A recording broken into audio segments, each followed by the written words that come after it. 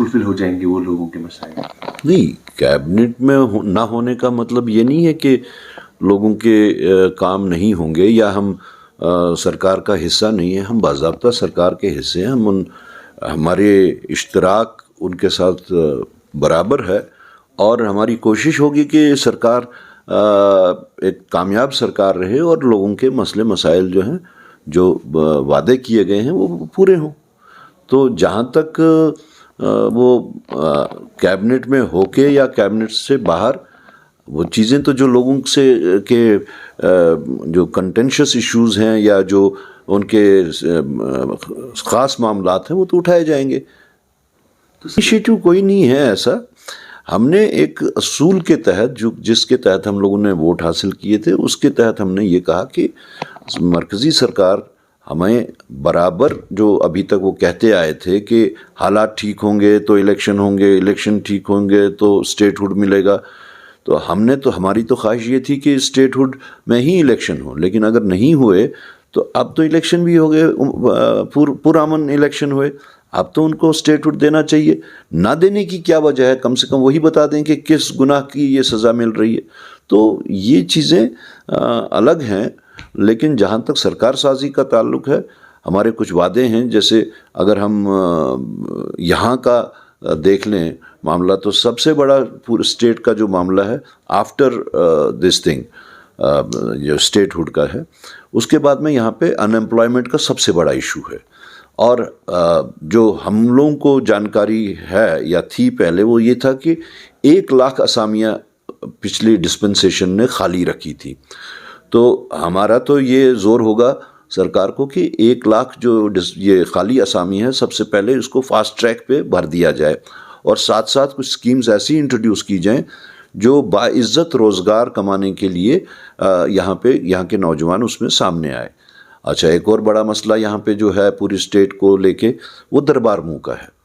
تو ہم لوگوں نے تو اس بارے میں الیکشن کے دوران میں ہم لوگوں نے بات کی اس بارے میں کہ سرکار اگر بی جے پی کی نہیں ہوتی ہے، الائنس کی سرکار اگر ہوتی ہے تو ہم دربار منہ کے اوپر فیصلہ لیں گے. دربار منہ کا جو ٹریڈیشنل ایک طریقہ کار تھا اس کو قائم کریں گے. اس کے واسطے وہ جس آرڈر کے تحت یہ دربار منہ بند کیا گیا تھا اس کو کالعدم کرنے کی ضرورت ہے سب سے پہلے.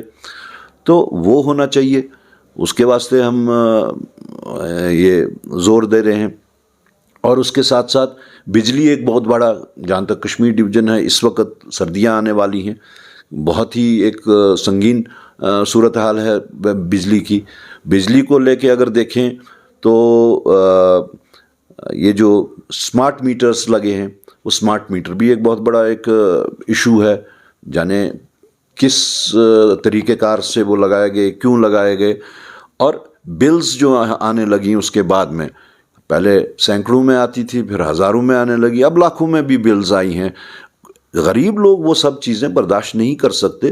تو ایک تو میری گزارش سرکار سے یہ ہوگی کہ ایک کیٹیگری کے تحت، جیسے suppose B P L category تک جتنے بھی جو بلز ہیں ان غریب لوگوں کی، ان کو ایک ایمنسٹی دے دی جائے، ون ٹائم ایمنسٹی، تاکہ جو ان کے اوپر یہ ذہنی دباؤ بھی ہے، ان کے جیب پہ دباؤ بھی ہے، ان کے پیٹ پہ بھی دباؤ اس کا آ جائے گا، ان کو ایمنسٹی دی جائے. اور یہ سمارٹ میٹر کا جو چلن ہوا ہے اس کو ریویو کیا جائے کہ یہ کیوں ضروری ہے اور کیسے ضروری ہے، کیسے کن حالات میں لگائے گئے. لیکن ٹھیک ہے سمارٹ میٹر لگے ہیں، ہم یہ بھی نہیں کہیں گے کہ لوگوں کو بجلی کی چوری کرنے کی اجازت دی جائے یا وہ کچھ نہ دیں. لیکن ہمیں یہ بھی دیکھنا ہے بحیثیت سرکار کہ ہماری اسٹیٹ جو ہے یا جموں کشمیر جو ہے، یو ٹی اس وقت کہیں گے، وہ پروڈیوسنگ اسٹیٹ نہیں ہے، وہ کنزیومر اسٹیٹ ہے، کنزیومنگ اسٹیٹ ہے. ہمارا ایسا کوئی اپنا پروڈکشن نہیں ہے جس سے ہماری اکانومی بڑھے، ہماری ان امپلائمنٹ کم ہو. تو وہ ہمیں مد نظر رکھتے ہوئے یہاں پہ بجلی کی جو در ہے، جو فیس ہے، اس کو بھی ہمیں دیکھنا ہوگا کہ غریب لوگوں کا اس کے اوپر زیادہ دباؤ نہ پڑے.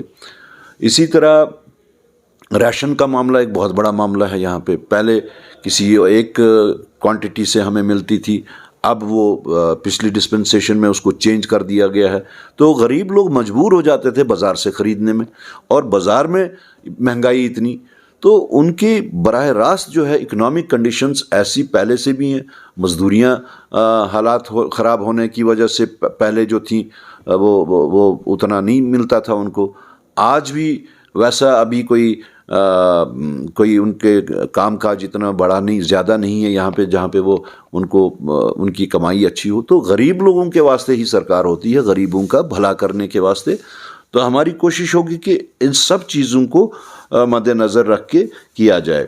اس کے ساتھ ساتھ کچھ ایسے معاملات ہیں جس کی وجہ سے لوگ ذہنی دباؤ میں ہیں، جیسے pending S R O cases ہیں، وہ pending S R O cases جلد از جلد حل ہو جانے چاہیے۔